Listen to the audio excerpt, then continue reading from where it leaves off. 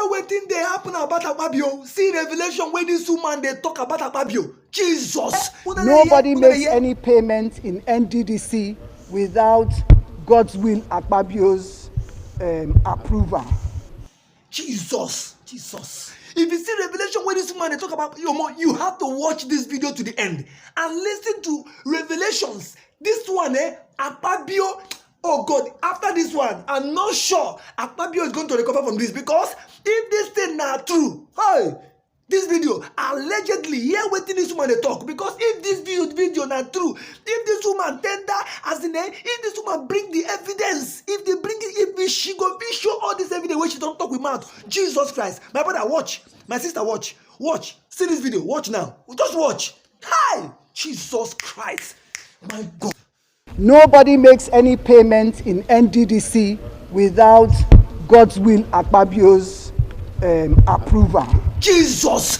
When we first came to NDDC, on the day of going for the inauguration, he told me in the car that, Madam MD, if you don't do what I say, the same pen with which I used to sign your letter, it will be the same pen that I will use to remove you. He said the first thing I should do when I get to Port Harcourt is to change the dollars in the NDDC account. I was scared to do that. After that, he came to Port Harcourt 2 days after the inauguration. He said the first thing I should do is to make sure I change the dollars. I should remove Mr. Kaltungo from being legal and send him on compulsory retirement, that we cannot have a northerner be the head of the legal team, of the legal unit. He said I should remove all the other directors that refused to take his instruction during the time of Mrs. Agwagaga. That was the predecessor before I came. So he came also with a draft, which I've submitted, with a draft letter that I should write and put it on my letterhead, implicating Senator Mwobushi for collecting contracts in NDDC. I told him that I will not, I'm a lawyer, and that whoever alleges must prove. The fact that Senator Mwobushi is giving us trouble as IMC, you remember also that they did not recognize the IMC. I said, I will not do that letter. He said I was ungrateful and I refused to do the letter. Dr. Cairo now said that he will do the letter. If Akpabio tells him to kill, he will kill before he asks, why did he kill? I said, for me, I will not do the letter. At that place, there was Mr. Etiebet, who was the only staff of the NDDC that was present at that meeting. When he finished, he now asked Dr. Cairo to go and send for the letter-headed paper from the office.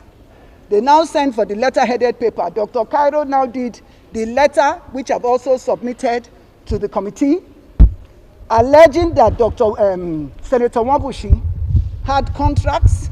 Then he said, I must sign the cover letter. I said, if I sign any document from me seen by Mr. President, he will believe every line of it. So I will only write that the EDP, who should know about projects, has gone. The next thing that he told me, he said, I must make sure that all these people leave and that the procurement, because apparently Akpabio, before I came, when himself and Festus Keyamo were ministers, their first meeting at the commission, he was awarded 30 contracts for Distilton and Water Hyacinth. Mr. Linus, who was the director finance, refused to sign because it did not follow due process. He also said that I should implicate the chairman of the House Committee, because the chairman of the House Committee had gone to Ondo State for a meeting to plan against him. Water Hyacinth and Distilton. They said that the budget for Water Hyacinth and Distilton was, I think, for about 3 to 5 billion. I'm not sure exactly how much. But that the NDDC, before I came, had overstretched itself to about 50 billion for Water Hyacinth and Distilton. And so the National Assembly had written us, they have it also, they had written us that we should not pay for anything like that. He said, and guess what? Akpabio never signs any documents. He will always refuse to sign, but he will tell you to go and commit the fraud. For instance, he told